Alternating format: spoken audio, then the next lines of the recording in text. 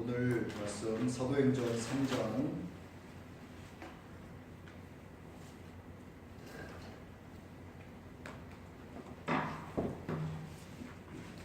사도행전 3장 6절로 16절입니다.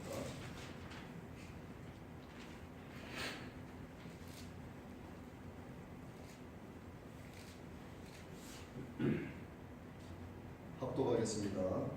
베드로가 이르되 은과 금은 내게 없거니와 내게 있는 이것을 내게 주노니 나사렛 예수 그리스도의 이름으로 일어나 걸으라 하고 오른손을 잡아 일으키니 발과 발목이 곧 힘을 얻고 뛰어 서서 걸으며 그들과 함께 성전으로 들어가면서 걷기도 하고 뛰기도 하며 하나님을 찬송하니 백성이 그 걷는 것과 하나님을 찬송함을 보고 그가 본래 성전 미문에 앉아 구걸하던 사람인 줄 알고 그에게 일어난 일로 인하여 심히 놀랍게 여기며 놀라니라.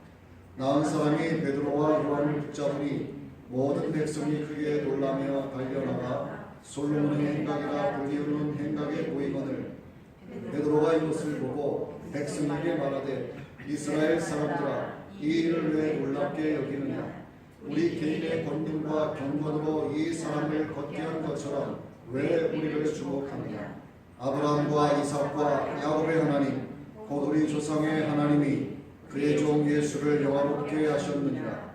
너희가 그를 넘겨주고 빌라도가 놓아주기로 결의한 것을 너희가 그 앞에서 거부하였으니 너희가 거룩하고 의로운 일을 거부하고 도리어 살인한 사람을 놓아주기를 구하여 생명의 줄을 줄였도다. 그러나 하나님이 죽은 자 가운데서 그를 살리셨으니 우리가 이 일의 증인이라. 또는 그의 그 이름을 믿음으로 그 이름이 너희가 보고하는 이 사람을 성하게 하였느니 예수로 말미암아 난 믿음이 너희 모든 사람 앞에서 이같이 완전히 낫게 하였느니라. 아멘. 네, 지금 또 4주째 사도행전 말씀을 갖고 은혜를 나누고 있습니다. 지난주에도 사도행전 3장 1절로 10절의 말씀으로 은혜를 나누었는데 그때는 마귀의 굴레를 벗어나라는 제목으로 말씀을 전해드렸습니다. 오늘은 주제가 조금 다릅니다.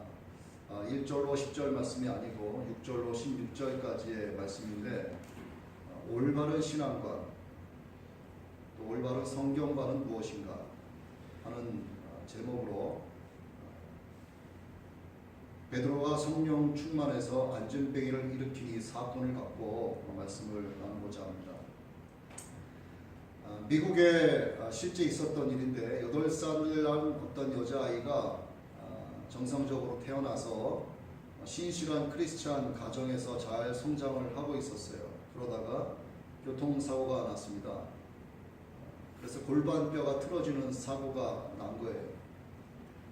회복은 됐지만 뼈가 틀어지는 바람에 잡을 수가 없었습니다. 그래서 한쪽 다리가 5cm가량이 짧아지는 그런 사고를 안고 이제 일생을 살아갈 수밖에 없는 그런 이제 운명이 됐습니다. 근데 더 심각한 것은 의사가 진단을 했어요. 아기를 갖지 못한다. 골반뼈가 틀어져서 아기를 못 낳는다. 이렇게 진단을 확정을 졌습니다. 이제 그 아이가 8살에 그렇게 사고를 당하고 10여 년을 그렇게 살아왔어요. 그러다가 어느 날 자기가 크리스찬이고 부모님이 늘 기도하시는 분이다라고 하는 것을 문득 새삼스럽게 깨닫게 됐습니다.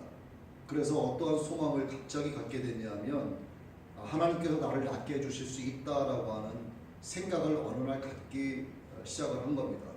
그리고 그 생각에 몰입을 하다 보니까 이것이 이제 확신이 된 거예요. 그래서 사고 난 이후에 친구들하고의 교제도 끊고 자기 사고 난 것 때문에 좀 많이 위축된 삶을 살고 있었다가 어느 날 주일 친구들을 미리 연락을 해서 집으로 불렀습니다. 그리고 교회 가기 전에 자기의 짧은 다리를 친구들에게 보여준 거예요. 내가 진짜 사고가 나서 이렇게 다리가 짧아졌다라고 하는 것을 친구들에게 보여주면서 그 아이가 믿음으로 뭐라고 선포를 하냐면 이제 나는 이 다리가 정상적인 다리로 돌아오도록 하나님께 믿음으로 기도할 것이고 하나님께서 내 다리를 정상적인 양쪽 다리가 똑같도록 치료해 주실 것을 내가 믿기 때문에 너희들에게 이 내 다리를 보여주는 거야. 그러니까 이 다리가 나왔을 때 너희들이 내가 치료받은 것에 대한 증인이 되어야 돼 라고 이야기를 하고, 그 아이가 이제 그것을 놓고 본격적으로 기도를 하고 목사님의 안수 기도를 받고 그렇게 생활을 했어요. 그리고 그 아이 다리가 결국은 중간 내용을 생략을 하고 결국은 다리가 정상적으로 회복이 됐습니다. 그리고 이 아이가 만 20살에 미스 아메리카에 당선이 됐어요. 이게 실제 있었던 얘기입니다. 오늘 성경 본문이 이 미스 아메리카의 간증과는 비교도 되지 않는 그런 치유의 기적을 기록을 하고 있어요. 이 아이는 짧은 다리가 길어지는 역사가 있었죠. 그러나 오늘 우리 본문에 나오는 안진뱅이는 나면서부터 안진뱅이, 그러니까 다리에 전혀 힘을 쓸 수 없으니까 전혀 힘이 없고 다리가 완전 세 다리처럼 가늘겠죠. 이제 그 안진뱅이가 일어난 그런 치유의 사건은 이 미스 아메리카의 간증과는 감히 비교되지 않는 그런 엄청난 사건인 것입니다. 어느 날 사도 베드로와 요한이 성전으로 올라가는 거죠. 그 성전 미문의 앞에서 나면서부터 안진뱅이였던 사람이 구걸을 하고 있습니다. 이 미문이라고 하는 것은 성전을 출입하기 위해서 반드시 통과해야 되는 문이죠. 그곳에서 날마다 구걸을 하면서 근근히 염려하고 있는 그런 삶을 살아가고 있는 사람이었습니다. 구제라고 하는 것은 율법의 가르침이고 하나님께서 기억하시는 일이다, 이렇게 기록이 되어 있습니다. 베드로가 고넬료의 집에 가서 고넬료에게 그런 이야기를 해요. 하나님 앞에 상달되었다. 너의 구제가 하나님 앞에 상달되었고 너의 구제를 하나님께서 기억하고 계신다. 이렇게 고넬료의 구제 활동에 대해서 베드로가 칭찬을 하는, 하나님의 축복을 하는 그런 말씀이 나옵니다. 그래서 유대 백성들은 이런 것들을 알고 있었죠. 구제를 하나님께서 기뻐하시고 하나님께서 기억하시는 일이다. 그래서 주머니에 동전이 좀 있다든가 형편이 좀 되는 유대인들은 성전 미문에 앉아있는 이 안진뱅이에게 얼마씩이라도 이렇게 돈을 주고 지나갔을 거라고 보는 거죠. 그렇게 안진뱅이는 하나님이 아닌 사람을 의지하면서 살아가고 있었습니다. 지난주에도 말씀드렸다시피 이 장애를 가진 사람은 당시에 하나님의 저주를 받은 그런 인식을 갖고 있었고, 백성들의 인식 자체가 그렇기 때문에 감히 저주받은 몸뚱이로 내가 이 입으로 하나님을 찬양하고 내가 하나님의 얼굴을 구하며 기도할 수 있을까라고 하는 어쩌면 그러한 생각을 하면서 살고 있었는지도 몰라요. 자, 그런데 성전으로 가던 베드로와 요한이 이 나면서부터 못 걷게 된 이 사람을 이제 보게 됩니다. 그리고 그를 주목하여 보게 되는 거죠. 그리고 그 사람의 장애를 본 것이 아니고 그 사람 안에 있는, 안진뱅이 안에 있는 인간 실존의 갈망을 주목을 하게 되는 거예요. 그리고 안진뱅이에게 다가가서 그의 관심은 세상의 은금이었겠지만 그렇게 은금이 아닌 생명의 주 되신 예수 그리스도께로 향할 수 있도록 베드로가 그에게 선포를 하게 됩니다. 그래서 이제 안진뱅이의 사건이 시작이 되는 거죠. 안진뱅이를 자기를 쳐다보면서 걸어오는 두 사람으로부터 동전을 얻을 수 있을 것이다 라고 하는 기대감을 갖고 있었을 거예요. 왜? 두 사람이 자기를 바라보면서 주목해서 걸어보고 있었으니까 자기에게 얼마라도 집어주겠거니 라고 생각을 하고 있었을 터입니다. 그런데 베드로가 그 안진뱅이의 기대와는 다르게 은과 금은 내게 없다 라고 말하면서 이어서 뭐라고 얘기하냐면 나사렛 예수 그리스도의 이름으로 일어나 걸어라, 이렇게 명령을 하는 거죠. 그 안진뱅이 입장에서 봤을 때 정말 황당하기 그지없고요. 그러나 황당했었지만 일어나지 않고는 뭔가 견딜 수 없는 또 그런 마음의 심적인 변화가 그에게 있었을 거라고 보는 겁니다.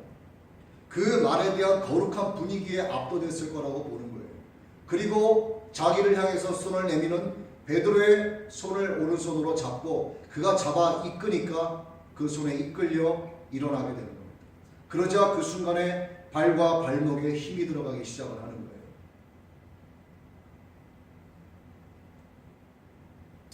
거예요. 은과 금이라고 하는 것은 단지 얼마 동안만 살게 할 뿐입니다.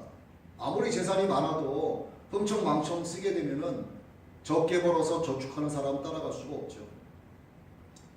하지만 예수의 이름의 능력은 정말 영원히 죽을 수밖에 없는 그런 영죽을 영혼을 회복시키시고 영원한 생명을 향해서 나아가게 해준다라고 하는 사건을 우리가 이 말씀을 통해서 우리를 볼 수 있게 되는 거예요. 따라서 성도는 그 거룩하신 예수님의 이름의 능력의 수혜자가 됨과 동시에 이 안진뱅이뿐만이 아니고 오늘 우리 또한 마찬가지라 이 말이죠. 동시에 그분의 이름을 찬양하고 전하는 복음의 통로가 되어야 된다라고 하는 것을 말씀드리는 것입니다. 어쩌면 안진뱅이는 그 상태로 살아왔기 때문에 단 한 번도 하나님을 찬양하거나 하나님을 향해서 정말 간절하게 자기가 낫기를 원하는 기도를 하지 않았을 수도 있어요. 그러나 그가 발과 발목에 힘을 얻고 일어난 순간 그런 하나님을 찬양했습니다. 우리 또한 하나님의 능력, 예수님의 이름의 능력으로 영원히 죽을 수밖에 없는 우리가 하나님과 영원히 살아갈 수 있는 영생을 얻은 자 된 수혜자이기 때문에 이 안진뱅이처럼 하나님을 찬양하는 삶을 살아갈 수밖에 없는 존재가 됐다라고 하는 것을 우리 마음에서 잊으면 안 된다라고 하는 거죠. 하나님은 세상의 은금이나 유대교의 성전에 무능해서 할 수 없는 그 일을 예수 그리스도의 이름의 권세로 할 수 있게 하셨습니다. 그래서 동정의 대상이었던 그 안진뱅이가 한순간에 동경의 대상으로 바뀌어지게 된 거예요. 이 사건은 복음이 한 사람의 인생 전체를 완벽하게 뒤바꿔 놓은 전화위복의 증거가 되는 사건이 되었고 예수 그리스도의 이름이 복음의 능력이다라고 하는 사건으로 인식되게 된 것입니다. 그래서 안진뱅이를 걸을 수 있게 되었죠. 너무 좋아서 성전에 들어가면서 걸어보기도 하고 뛰어보기도 했습니다. 믿어지지 않는 이 일이 자기가 걷고 뛰고 확인하는 사이에 확실한 현실이다라고 하는 것을 확인하게 되자 감격에 찬 그는 자기에게 은혜를 베풀어 주신 하나님을 즉시 찬송하기 시작을 합니다. 그는 눈밭에 풀어놓은 강아지 마냥 좋아서 어쩔 줄 몰랐던 거죠. 이 사건은 예수님만이 유일한 구원자가 되시고 예수의 이름만이 병든 자를 치유하는 능력이 된다라고 하는 것을 하나님의 자기의 영광을 위하여 드러내신 사건이다라고 하는 것을 우리가 꼭 기억해야 되는 것입니다. 왜 하나님께서 이 일을 나타내셨냐 이거죠. 결국은 하나님의 영광을 드러내시기 위함이라 이 말입니다. 하나님의 영광을 드러내시는 목적은 무엇이냐? 찬양받기 원함이라 이 말이죠. 안진뱅이였던 그는 베드로와 요한을 붙잡고 거듭 감사 인사를 했을 것입니다. 이 사람들이 나를 고쳐줬다라고 얘기했을 거예요.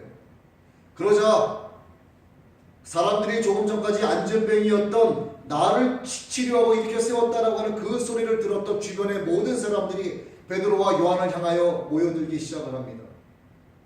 모든 백성들이 크게 놀라면서 이게 무슨 일인가 했던 거죠.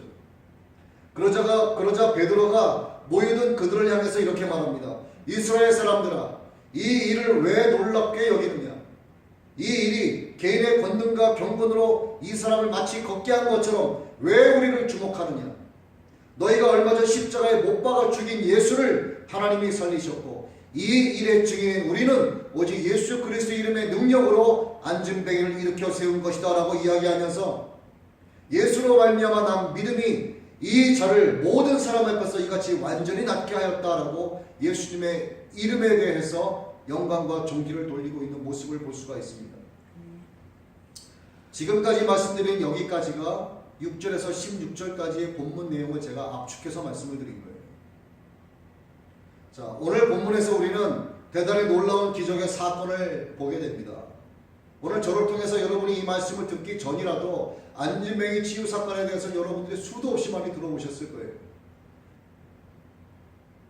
그리고 이 안진뱅이 사건에 대해서 여러 해석을 두고 설교하시는 목사님들의 그 말씀을 들어보셨을 것입니다. 그리고 더 나아가서 여러분의 삶에 이 말씀을 여러분이 직접 적용시켜 보는 그런 직접적인 해석도 여러분 스스로가 해보셨을 거라고 생각을 합니다. 오늘 이 안진뱅이 치유 사건을 통해서 하나님께서 오늘 우리에게 무엇을 말씀해 주시고자 하는가 하는 것에 대해서 우리가 은혜를 나누고자 하는 것입니다. 첫째, 이 말씀에 대한 전통적인 견해를 갖고 이 말씀을 봤을 때 전통적인 견해를 갖고 이 말씀을 봤을 때 이 말씀을 보면 예수를 잘 믿으면 이런 기적 같은 일이 생겨난다. 예수를 잘 믿으면 병이 낫는다. 예수를 잘 믿으면 환경이 개선되고 예수를 믿으면 만사가 형통된다 라고 하는 해석이라니 말입니다. 이게 전통적인 해석이에요. 이게 전통적인 견해라고 볼 수 있습니다. 근데 과연 그렇게 되느냐 이거죠.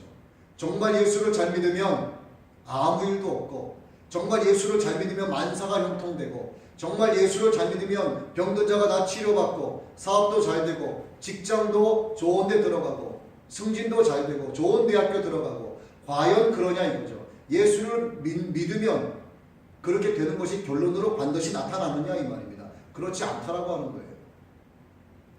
이게 자칫 잘못 이해하면 신앙적인 큰 오류에 빠지게 된다는 것을 말씀드리는 것입니다. 자, 말씀 서두에서 미스 아메리카 간증을 말씀을 드렸죠. 자, 이를 다른 각도에서 봤을 때 사고로 장애를 가진 사람이 예수님을 잘 믿고 정말 신실하게 살았음에도 불구하고 그 장애가 만약에 치료되지 않는다. 그렇다면 그 사람은 대체 어떤 사람이겠느냐 하는 것입니다. 예수 믿고도 병 낫지 않는 사람들이 있고요. 예수 믿고도 오히려 더 큰 병이 드는 사람들이 있고, 예수 믿고도 가정에 더 큰 불화가 다가오는 사람들이 있고, 예수 믿고 나서부터 경제적으로 더 어려워지는 사람들도 있어요. 여러 좋지 않은 일을 겪는 사람들이 있습니다. 그렇다면 이 사람들은 대체 뭐고, 과연 이 사람들은 어떻게 살아왔길래 예수 믿고도 이 정도밖에 되지 않겠는가 하는 것입니다. 자, 국가적인 경제 위기에 몰리게 되죠. 과거에 우리 IMF 때가 있었죠. 국가적인 이런 경제 위기에 몰리게 되면 기업이 됐든 중견 기업이 됐든 소규모 기업이 됐든 개인이든 예수 잘 믿고 못 믿는 것과는 관계없이 여기저기 경제적인 어려움 때문에 쓰러지고 넘어지는 사람들이 상당히 많습니다. 그래서 기업의 구조조정도 계속 되는 거죠. 자, 그런데 그 속에서 예수 믿는 사람이 실직자가 되었다라고 보자고요. 예수 잘 믿는 사람이 거기서 구조조정 당해서 원치 않는 실직자가 되었다라고 보자고요. 그러면 이 사람은 예수 믿지 않는 사람보다 더 못난 사람이겠느냐 하는 것입니다. 그 와중에도 남게 된 사람들이 있죠. 그럼 그 와중에도 남게 된 사람들은 예수를 더 잘 믿는 사람이었겠느냐 하는 것을 보자는 얘기입니다. 자, 예수 잘 믿고 못 믿고에 따라서 성령으로 충만하다, 저 사람은 성령으로 충만하지 못하다에 따라서 잘 살고 못 살고가 만약에 정해지고, 성령으로 충만하다, 충만하지 못하다, 예수 잘 믿는다, 예수 엉터리로 믿는다에 따라서 저 사람이 건강하다, 병들다라고 하는 것이 정해진다라고 하는 해석은 신앙생활하면서 시험에 빠질 수 있는 문제를 야기시키는 원인이 된다라고 하는 거예요. 그래서 하나님의 말씀이 선포되어질 때 분별해서 들을 수 있는 영의 귀를 가져야 되는 것이고, 하나님의 말씀을 읽을 때는 바르게 해석을 할 수 있어야 되는 거예요. 올바른 신앙관을 가지지 않으면 이것이 바르게 말씀을 선포하는 것인지, 내가 하나님의 말씀을 읽으면서도 내가 그릇되게 나에게 맞게 적용 해석하는 것은 아닌가, 이것을 볼 수 있어야 된다 이 말입니다. 이 말씀을 자칫 잘못 해석하면 이렇게 오류에 빠질 수 있다고 하는 것을 말씀드리는 겁니다. 그래서 믿음으로 구원의 은혜를 누리고 감격하는 것은 좋지만, 믿음의 삶에서 그릇되게 적용되어지는 이러한 사례들을 생각해 보면서 우리 삶 가운데 생겨나는 여러 일들을 영적으로 바르게 해석할 수 있는 신앙관을 가져야 된다라고 하는 것이 오늘 말씀의 주제인 것입니다. 자, 서두의 예화나 이 본문의 사건은 누구든지 예수를 잘 믿으면 이런 기적 같은 일이 일어난다라고 하는 것을 가르치려고 하는 말씀이 아닌 거예요. 만약 그렇게 해석한다면 매우 비성경적인 결론이 여러분의 삶에서 적용되어지는 복음의 결과가 잘못 도출되는 겁니다. 그 예들을 성경에서 한번 찾아보겠습니다. 자, 구약에 예레미야 선지자가 있죠. 그렇죠? 예레미야 선지자는 신실한 하나님의 종입니다. 그리고 눈물 많은 선지자였어요. 나라와 민족을 위해서, 백성들을 위해서 눈물로 기도하는 눈물의 선지자가 예레미야 선지자입니다. 그런데 그런 한평생 죽도록 고생하다가 결국 온몸이 토막나서 죽었습니다. 그렇다면 이 예레미야 선지자가 하나님의 종노릇을 잘못했기 때문에 토막나서 죽게 되었느냐? 조금 전과 같은 맥락에서 해석을 하면요, 예레미야 선지자의 죽음을 그렇게 해석할 수 있게 된다는 얘기예요. 그 다음 예수님의 제자 야고보를 봅니다. 야고보는 예수님의 12제자 가운데에서 3사람에 속한 제자였어요. 그런데 야고보의 인생이 여러분 어땠습니까? 그는 3년간 주님을 따라다녔죠. 예수님과 늘 함께 생활했습니다. 그러나 마치 들러리만 선 것처럼 보여져요, 성경에서는. 주님이 승천하신 후에도 복음 한 번도 제대로 못하고 순교하고 말았습니다. 자, 그렇다면 이렇게 별로 한 일도 없어 보이는 듯한 이 첫 번째 순교자 야고보는 예수님을 향한 믿음이 어딘가 잘못되어서 그렇게 되었겠느냐 하는 거예요. 주님이 특별한 은혜를 주셨음에도 불구하고 그렇다면 그의 믿음이 뭔가 잘못돼서 그런가? 그의 믿음이 뭔가 약해져서 그런가? 이렇게 생각해 볼 수도 있다는 것입니다. 근데 그게 아니라는 거죠. 성경은 어디에도 야고보에 대해서 주의 이름으로 살다 죽었다라고 기록이 되어 있지, 그의 믿음이 잘못됐고 그의 믿음이 약하고 그가 예수님을 잘못 따랐기 때문에 이런 일을 겪었다라고 기록하지 않고 있습니다. 다음 스데반 집사를 봅니다. 여러분 스데반 집사 잘 아시지 않습니까? 스데반 집사는 얼마나 성령으로 충만한 삶을 살았는지 모릅니다.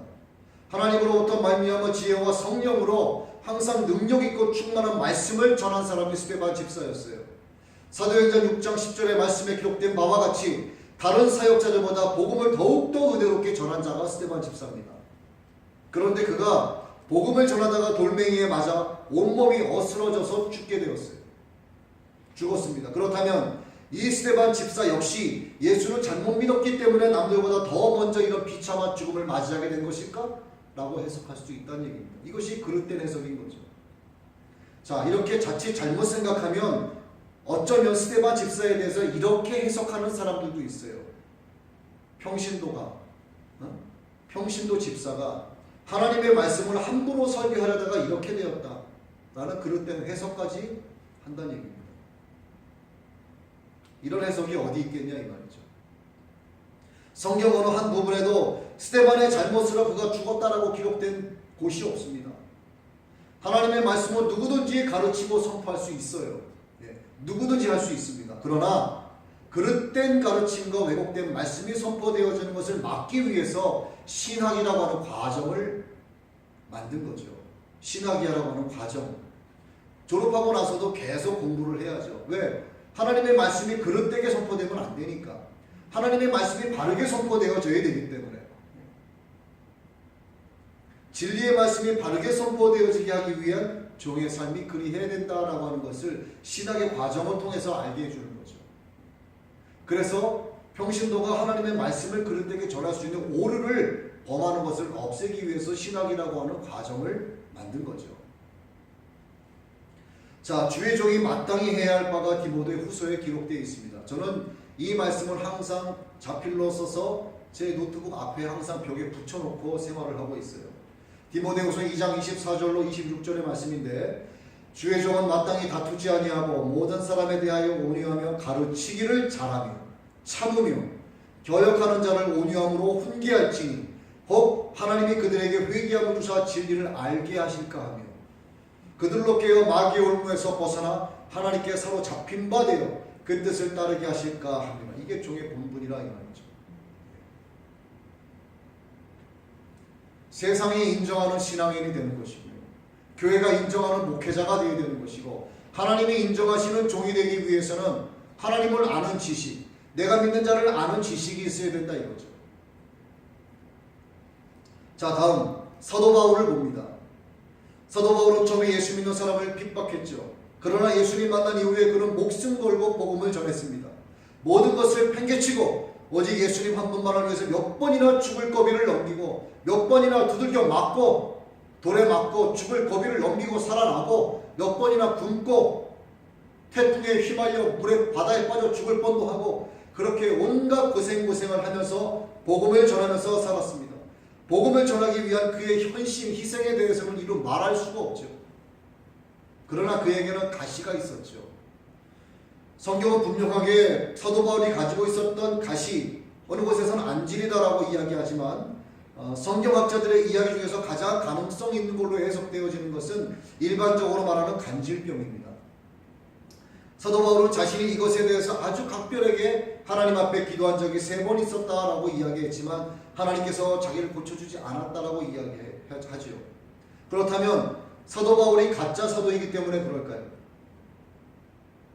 예수 믿는 사람들을 과거에 너무나 많이 핍박을 했고 죽였기 때문에 그 벌로 한평생 가시받은 몸으로 살아가야 하는 것이다 라고 해석하는 것이 과연 옳겠느냐라고 하는 것입니다. 그것이 아니다라고 하는 거죠. 성경의 가르침은 그게 아니다라고 하는 것입니다.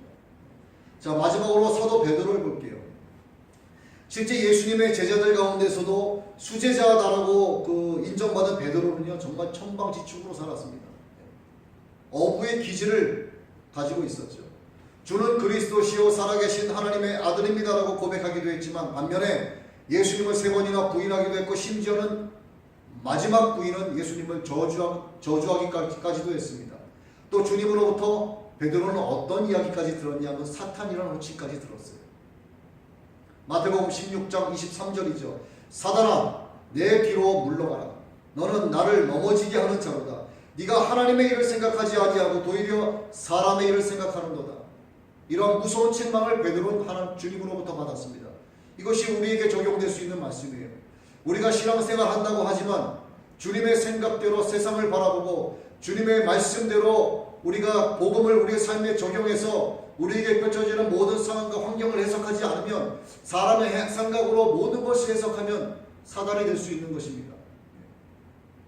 주님이 우리 눈에 보이지 않는 것 같지만 이 말씀이 우리에게 말씀하시는 거예요. 너는 나를 넘어지게 하는 자로다.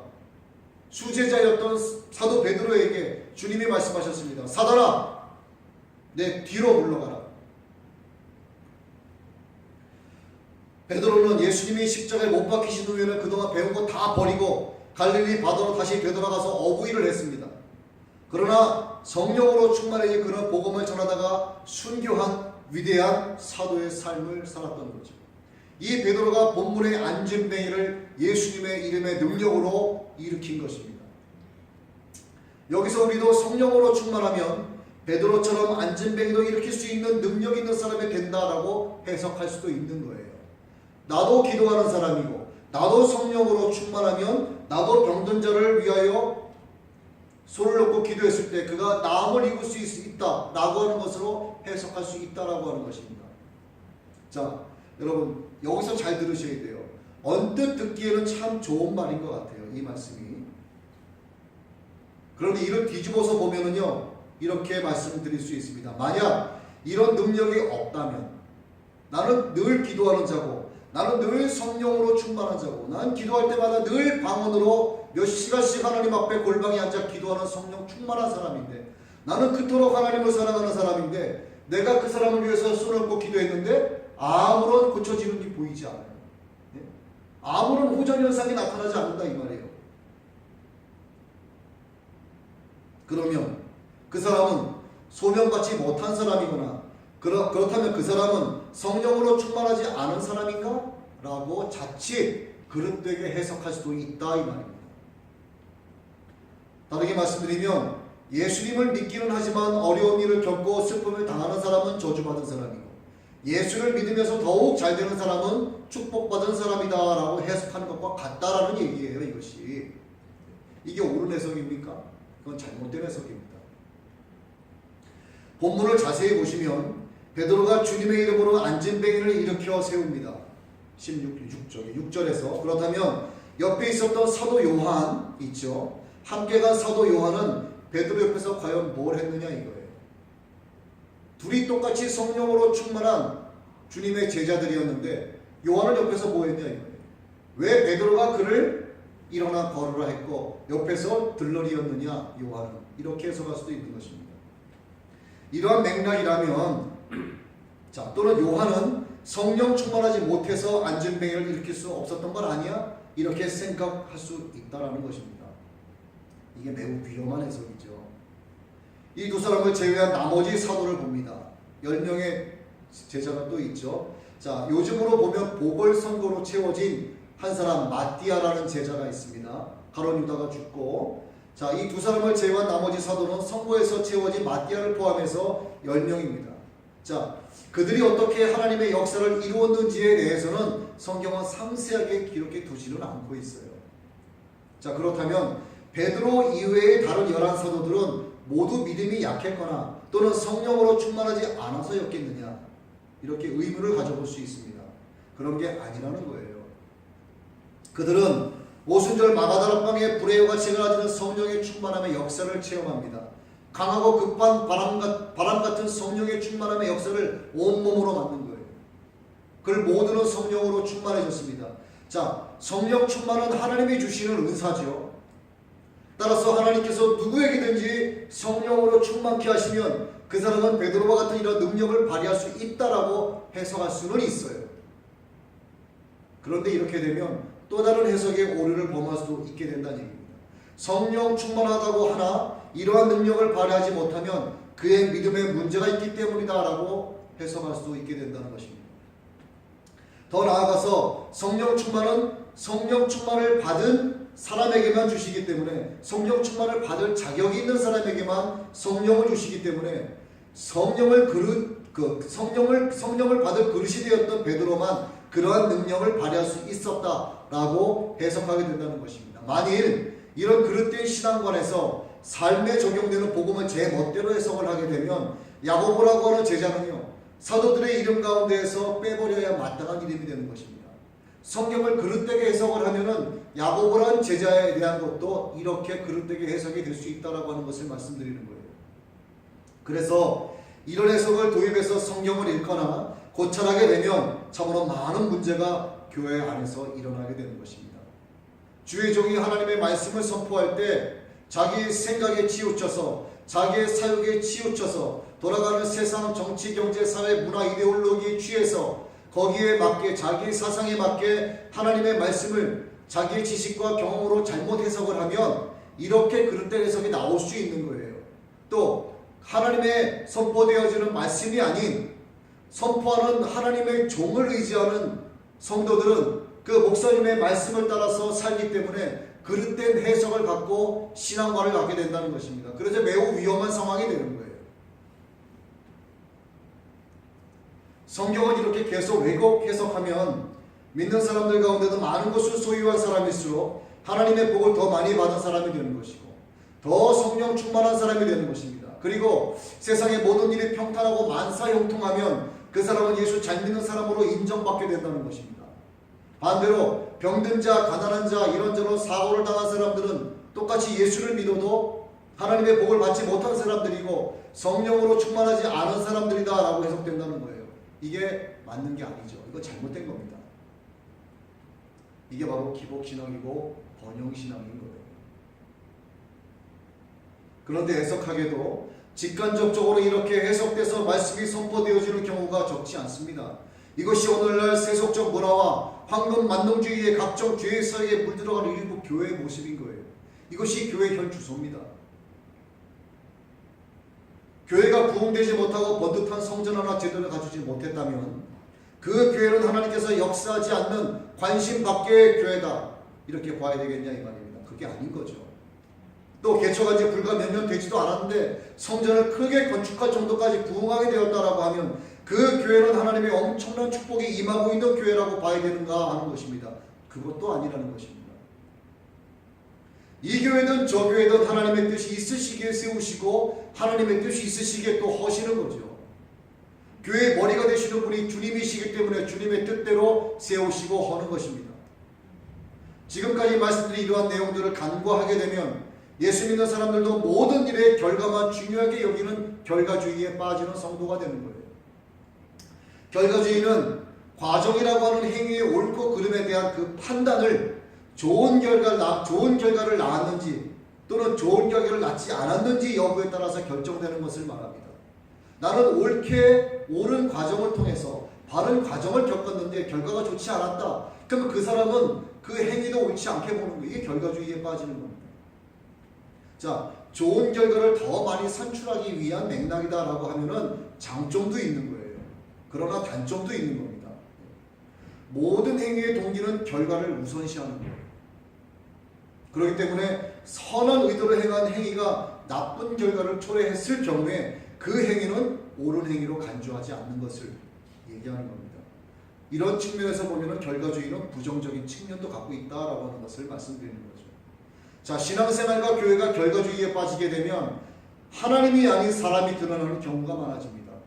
우리 교회 오면 복 받고, 우리 교회 오면 무조건 병 낫고, 우리 교회 오면 무조건 만사가 형통해진다면서 사람들만 끌어모으기 급급한 거죠. 결국 어디에도 하나님은 계시지 않고 콘크리트 예배당만 남게 되는 것입니다. 하나님이 아닌 목사를 쳐다보게 되는 것이고요. 선포되어지는 하나님의 말씀이 아니라 말씀을 선포하는 목사만 바라보게 되는 거예요. 그때 하나님은 뒷전에서 우리를 쳐다보시면서 마음 아파 하시는 겁니다. 엉터리 신앙생활을 하고 있기 때문인 거죠. 오늘 하나님이 우리에게 말씀하시는 바가 바로 이것입니다. 올바른 신앙만을 가지고 하나님의 말씀을 올바르게 해석을 하는 영의 귀를 열어야 되고, 그래야지 분별해서 하나님의 말씀을 들을 수 있게 된다 이 말이죠. 오늘날 예수 믿는 우리의 모습은 성도는 성도대로 세상 사람들과 다를 바 없는 모습이 되어가고 있고, 교회는 교회대로 세상 공동체와 다를 바 없는 모습, 세상 공동체와 똑같은 경제 구조를 갖춘 이익을 추구하는 교회의 모습으로 전락되어 가고 있는 것이 현실입니다. 물론 전부가 다 그런 것은 아니에요. 성도다운 면모도 없어지고 교회답지 않은 교회들이 공산품처럼 자꾸 생겨나고 있습니다. 하나님의 마음을 진정 기쁘게 해드리는 그런 교회의 수가 갈수록 적어지는 것이 안타까운 현실인 것이죠. 삶에서 나타나는 하나님의 능력, 복음의 능력을 물질 만능주의에 입각해서 해석을 하기 때문에 그런 것입니다. 하나님의 기적과 이사를 인간의 수준으로 판단해서 성경을 왜곡을 해석하니까 그릇된 신앙관이 그에게 고착이 되는 거예요. 우리도 깨어있지 않으면 그런 교회의 반열 속에 들어갈 수가 있습니다. 우리가 금요 성경 공부로 시작해서 목요 예배로 이어진 것이 지금 현재 1년 8개월째입니다. 그리고 주일 예배는 이제 5개월 됐습니다. 이때 하나님의 뜻을 사람의 생각으로 덮어버리거나 사람의 계획이 하나님의 계획을 앞서거나 하면 우리도 어느새 하나님의 징계를 받게 되거나 또는 하나님께 버림받은 유기된 자들 속에 던져지는 교회들이 될 수 있다 이 말이죠. 이를 잊어서는 안 되는 것입니다. 우린 하나님의 사랑과 은혜를 받기 위해서 우리가 하나님의 뜻을 어떻게 해석하고 성경을 어떻게 바라봐야 하는지에 대해서 제대로 알아야 합니다. 그것은 교회를 자랑하는 것이 아니라 하나님을 자랑하는 일에서부터 시작을 하는 거예요. 하나님을 자랑하기 위해서는 내가 믿는 자를 아는 지식이 필요한 겁니다. 내가 믿는 자를 아는 지식이 있다라고 하는 것은 하나님을 사랑하지 않고는 견딜 수 없는 복음의 증인의 삶을 살아가게 됐다라고 하는 것을 의미하는 거예요. 복음의 증인이 됐다라고 하는 것은 복음을 자랑하지 않을 수 없는 존재가 된 거예요. 즉 선교적 존재로 살아가는 존재로 거듭났다라는 것을 의미하는 것입니다. 결국 하나님을 자랑하는 자가 되는 거예요. 자, 오늘 본문 말씀에서 하나님께서 안진뱅이가 일어나는 것을 왜 보여주셨겠습니까? 성경은 그 안진뱅이가 예수를 잘 믿고 성령 충만하기 때문에 그래서 나음을 입었다 이렇게 기록하지 않았습니다. 이런 기적과 이사는 사도들의 경건함 때문도 아니었고요. 이 사도들의 인간적 요소들에 의해 나타난 것도 아니었습니다. 오직 믿음으로 가능한 것이고 또한 하나님의 영광을 위해서 하나님께서 친히 나타내시는 하나님만의 방법인 것이죠. 하나님 찬양받기 위해서. 베드로는 백성이 이 사건 때문에 놀라서 흥분해서 자신과 요한을 높이려고 하자 그 영광이 자기에게로 돌아올 것을 두려워했습니다. 경계하면서 이렇게 말하죠. 이스라엘 사람들아, 이 일을 왜 기이히 여기느냐? 우리의 개인의 권능과 경건으로 이 사람을 걷게 한 것처럼 왜 우리를 주목하느냐? 자기들을 주목하지 말라고 한 것이죠. 그리고 이어서 말하기를 너희가 생명의 주를 죽였지만 하나님이 죽은 자 가운데서 그를 살리셨고 부활하신 그분의 이름의 능력이 이 사람을 성하게 하였다고 증언하였습니다. 오늘 우리도 그 자리에 있었던 백성들과 다를 바 없는 구석들이 있어요. 주님께서 살아계신다는 것을 아는 그 사실만으로 만족하지 않고 살아계셔도 나에게만큼은 살아계신 주님으로 역사하는 것 같이 않게 여긴다라고 하는 것입니다. 왜? 병이 나와도 내가 나아야 되고요. 일이 풀려도 내가 풀려야 되는 거예요. 일이 잘 돼도 내가 잘 돼야 되는 것입니다. 그래야지만 살아계신 주님을 내가 인정하는 거예요.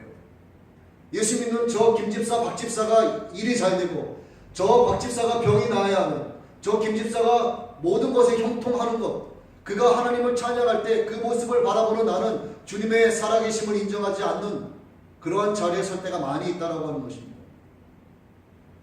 누구를 통해서든 살아계신 예수 그리스도의 힘을 보게 되면 이를 통해 하나님께 영광 돌리면 되는 것을 꼭 나에게 무엇이 돌아와야만 주님의 존재를 그것도 그때 잠깐 인식하고 마는 일이 교회 안에 비일비재한 거예요. 남에게 역사하신 것은 남을 치유하신 것은 그리고 남을 배부르게 하신 것은 주님의 살아계심과 역사하심을 나와는 아무런 상관없는 일로 치부해버리거나 이를 배합하는 경우가 많습니다. 이러한 그릇된 기독교적 지성으로 꽉 찬 사람들을 여러분 주변에서 예수 믿는다고 하는 사람들 가운데서요 정말 쉽게 발견할 수 있습니다. 남에게 역사하신 하나님의 역사하심을 나와는 관계없다 생각하는 거예요. 배 아파하는 겁니다. 그리고 그런 사람들 가운데서 여러분이 발견되지 않으시려면 살아계신 하나님께서 우리를 미리 아시고 정하시고 부르시고 또 우리를 의롭게 하시어서 오늘 우리로 영화롭게 되기까지 하나님을 예배하는 자로 살게 하시려 오늘 우리를 예배의 자리로 불러주신 이 사실 한 가지만으로도 충분하다라고 하는 고백을 여러분이 입에서 할 수 있어야 된다 이 말입니다. 여러분이 입술로 할 수 있는 그것이 살아계신 주님을 인정하는 여러분의 삶이 되는 것이에요. 살아계신 주님은 지금도 우리를 위해서 중보하고 계시고 보혜사 성령님으로 역사하고 계시고 우리의 기도를 들어주고 계십니다. 또 하나님의 뜻을 아시는 성령께서 탄식하시고 우리를 위해서 친히 간구하고 계시는 거예요. 내 병이 꼭 나아야만 내가 원하는 모든 소원과 소망이 다 이루어져야만 내가 경제적으로 좀 나아져야만 내가 바라는 그 소망이 나아져서 뭔가 드러나는 것이 있어야지만 살아계신 하나님을 찬양할 수밖에 없다라고 말한다면 여러분의 고백은 거짓 고백이 될 수밖에 없는 것입니다. 모든 것이 여러분의 삶에서 느껴지고 믿어지는 것이 실제가 되어야 되는 거예요. 남에게 역사하시는 주님의 살아계심도 주님의 살아계심으로 내가 고백할 수 있어야 된다 이 말입니다. 그렇게 될 때 비로소 여러분이 진짜 예수 믿는 사람이 되는 거예요. 예수 그리스도 이름의 능력이 여러분의 삶에서 항상 드러나게 되시길 주님의 이름으로 간절히 축복합니다.